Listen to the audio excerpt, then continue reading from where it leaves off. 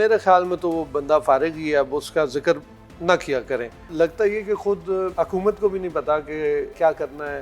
राजा रियाज पशानते वाले, जी पशानते। अच्छा। अब पीटीआई को ख्याल आया है कि राजा रियाज तो भी पार्टी के मेंबर हैं, उनको कल उन्हें फारग किया। पर्ची आनी है नहीं, और उसके ऊपर आनी है जी, शुक्र है आप मान गए। पाए और हलीम जाती थी मरी, वो सरकारी जहाज थे। ये वही डिसइंफॉर्मेशन है जो शुरू से पीटीआई जिसकी बदौलत ऑफिशियल डॉक्यूमेंट की बुनियाद पे बात कर रहा हूं। अलविदाई शाइया कह लें, उसको वजीर आजम साहब ने दिया हुआ, वो भी आवाम के पैसों से। शहरियार साहब, निगरान सेटअप क्या कोई बाहर से बंदा आ रहा है, कोई इश्तिहार लगने जा रहा है कि उनको ऐसा मुहिमा बन गया है, एक ऐसा मुहिमा बन गया है। अब लगता ये कि खुद हुकूमत को भी नहीं पता कि क्या है, क्या करना है। कल मैं वो सुन रहा था राजा रियाज साहब का बयान के मैंने वजीर आजम साहब के साथ मुशावरत करनी है। राजा रियाज ये जो नहीं, जो हुकूमत के साथ है मगर अपोजिशन लीडर है, पशानते वाले। जी पशानते। अच्छा। अपोजिशन लीडर जो है ना, जी जिनको अभी लोगों ने पहचाना है कि ये अपोजिशन लीडर है। अच्छा, कल उन्होंने इजलास बुलाया हुआ था गलबन साथी। इजलास? हाँ, दोस्तों को, अपने जो करीबी उनके अपोजिशन साथी। अच्छा, आपने कल एक स्टोरी दी थी और कि उनको कुछ लोगों को निकालने का फैसला हुआ, तो कौन कौन से लोग थे जिनको पीटीआई से निकाला गया? हाँ, ये बड़ी अच्छी स्टोरी थी। हमने पहले ही कह दिया था कि तहरीक इंसाफ से लोगों को, ये जनूबी पंजाब से परसों निकाले गए। कल जो थे ये वही लोग हैं जिनमें नूर आलम है, राजा रियाज साहब भी हैं। अब पीटीआई को ख्याल आया है कि राजा रियाज तो भी पार्टी के मेंबर हैं, उनको कल उन्हें फारग किया। हालांकि वो 1.5 साल कबल वो वोटिंग का हिस्सा बन के दूसरी तरफ बैठ के अपोजिशन लीडर बन के, इट्स मीन वो 1.5 साल तक पीटीआई के अपोजिशन लीडर थे। मैं ये भी आपको बताऊं, हाँ, पंजाब के लोग थे जिनको फारग किया गया है। अब केपी और पंजाब के मजीद लोग भी हैं, उनको भी आज शाम तक शोकास नोटिस जारी किए जाएंगे। ऑपरेशन क्लीन अप जारी है तहरीक इंसाफ का, और मैं इस बात में तहरीक इंसाफ की क़यादत को दाद दूंगा कि इतने मुश्किल वक्त में भी तहरीक इंसाफ जो है अपनी पार्टी के अंदर से जो अरकान थे जो कि खुफिया तौर से दूसरी पार्टियों से मुज़ाकरात कर रहे थे दूसरी पार्टियों में जाने के लिए, या उनके पार्टी के इंटरनल मामलात वो डिस्कस कर रहे थे, मतलब बाहर डिस्क्लोज कर रहे थे बल्कि, तो उनको पार्टी फारग कर रही है इतने मुश्किल हालात में भी। हालांकि तहरीक इंसाफ जानती है कि उनके पास आने वाले वक्त में कैंडिडेट्स की कमी है, लेकिन वो इस चीज़ की परवाह नहीं कर रहे। मैं वो से मुराद चेयरमैन पीटीआई की बात करूँ। वो मेरे ख्याल में तो वो बंदा फारिग ही है, अब उसका जिक्र ना किया करें। बाकी जो जमातें हैं वो रहती हैं, लेकिन बंदे आते जाते हैं। देखिए जी शहरियार साहब, फारग कोई भी नहीं है चेयरमैन पीटीआई। मैं दोबारा यही कहूँगा, उनको अल्लाह ताला ने हर मौके पे इज्जत दी और आज भी अल्लाह की मदद उनके साथ। ये मैं बीइंग उनको एक मलका हासिल है एक चीज पे कि इज्जत को वो बेइज्जती में बदल लेते हैं खुद ब खुद। देखिए, ट्रस्ट करते हैं ना।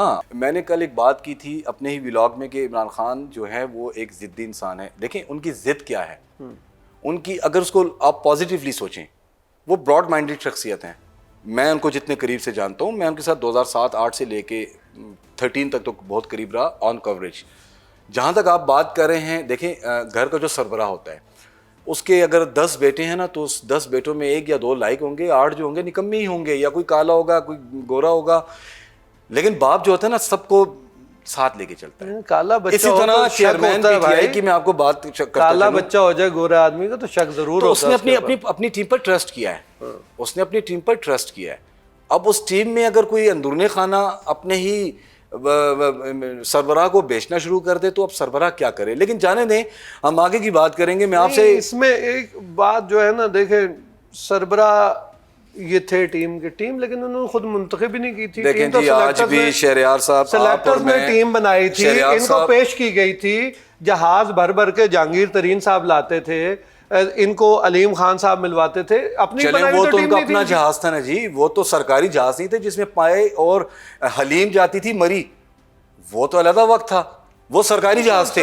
ये तो फिर भी जहांगीर तरीन का जहाज था। चलिए जाने दें इस बात को। नहीं जाने ना दे, इसको पकड़ के रखें। नहीं जाने ना दें, ये हकीकत थी और इसको हकीकत नहीं है। ये भाई ये वही डिसइंफॉर्मेशन है जो शुरू से पीटीआई जिसकी बदौलत ऑफिशियल डॉक्यूमेंट की बुनियाद पे बात कर रहा हूं, जो कि हमारे शहीद अरशद शरीफ साहब ने इसको बताया था। इसको देखिए यार, अब चले जाने दे, हम निगरान सेटअप की तरफ आते हैं।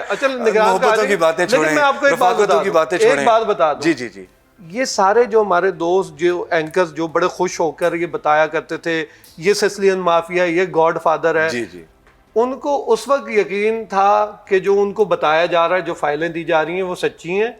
जो चेयरमैन पीटीआई के हवाले से उनको अब बताया जा रहा है कि इन्होंने ये करप्शन की है, नहीं की शहरयार साहब, नहीं करें यार, ऐसी बात ना करें आप। एक उन्होंने एक, नहीं एक, की, ना बजाते सर, खुद नहीं उनकी वाइफ ने डांटा कि भाई आप हमारी मर्जी के बगैर तोशा खाना के ताइफ की तस्वीर कैसे बनाई आपने, लोगों को वहां से मुलाजमतों से वो निकलवाती नहीं, फर्क होगी किसकी फ्रंट में वुमेन थी। यार देखिए ये सारी चीजें माने।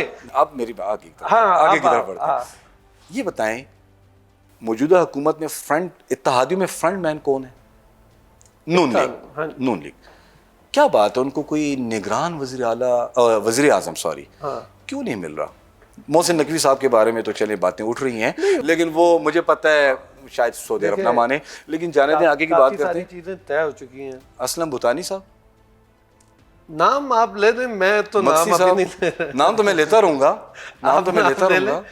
ये आपके साथ क्योंकि हम सारे जो है आप और मैं इकट्ठे ये काम करते हैं। हम कल भी 9 घंटे पार्लियामेंट में थे, इसलिए हम 9 घंटे कल पार्लियामेंट में थे और कहाँ हमने कहाँ किस से क्या बात हुई। लेकिन नहीं, अब हकीकत में बात करें अपने अवाम के लिए। देखें, इसमें मैं आपको बताता हूँ 3 अगस्त 9 अगस्त को कितना टाइम रह गया। अब कल आ रहा है जोड़ तोड़ का माहिर, सियासी मैदान का बादशाह आसिफ अली जरदारी कल आ रहे हैं, यानी 4 अगस्त को पाकिस्तान। अब वो मामला सुधारेंगे। आज जो है एक अलविदाई शाइया कह लें उसको, जी जी जी जी, वजीर आजम साहब ने दिया हुआ, वो भी आवाम के पैसों से, काश अपने पैसों से दे देते।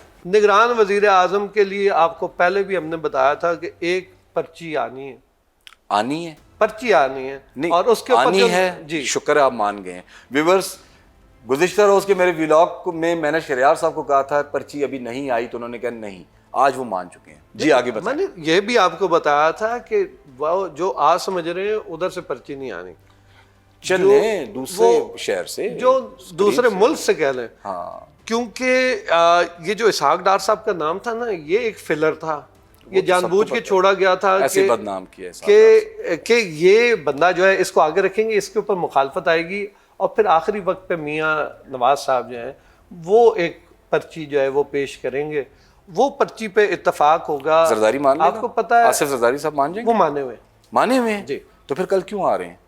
यहाँ पर आएंगे भाई, उनकी कमेटी ने हाथ खड़े कर दिए हैं, उनकी कमेटी करेगी, और नून लीग की कमेटी जो है वो तो बैठने के लिए तैयार ही नहीं है। आपको भी पता है ये कमेटियां इस मुल्क में डाली जाती हैं, यहाँ पे कमेटियां बनती नहीं है, डाली जाती हैं, और जिस काम मान चुके हैं, ये आप मान जिस काम को ना करना हो उसके लिए कमेटी बना देते हैं। 4 दिन में इतनी कानून साजी, 4 दिन में वो भी 18-20 अरकान।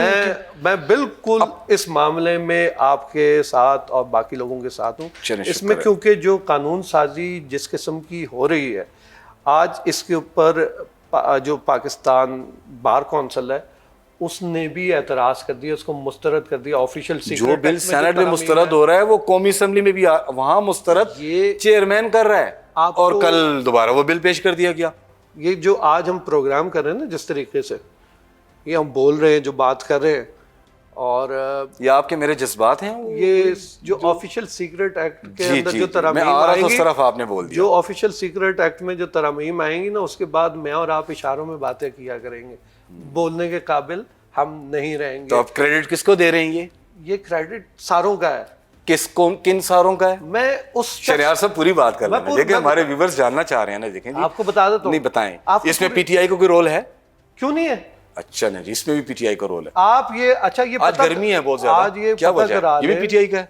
आज ये पता करा लें। हाँ, तो गुनाहों का बोझ है उस शख्स का, निकलेगा कहीं ना कहीं तो उनकी जाएगा। बारी में तो स्नोफॉल हो रही थी, बारिश हो रही थी। हाँ, वो ताजुल कहती नहीं, बादल ये पकड़ के लाते हैं इमरान खान साहब। चले व्यूअर्स, तो इसमें भी कसूर पीटीआई का है। तो सही बात तो सुनने बात कर रहे हैं मेरे व्यूअर्स। मसला ये है कि जो भी कानून साजी हो रही है, जिसके ऊपर अब मेरा भाई अली जफर, बैरिस्टर अली जफर साहब बड़े अच्छे हमारे दोस्त हैं, वो ये कह रहे हैं कि जनाब हमें एतमाद में नहीं लिया, ये कानून साजी। सुन ले मेरी बात तो सुन ले, उधर ना देखें, आप मेरी तरफ देखें। चले, आपने जो कानून साजी जो हो रही है, बैरिस्टर अली जफर का कौन सी पार्टी से ताल्लुक है?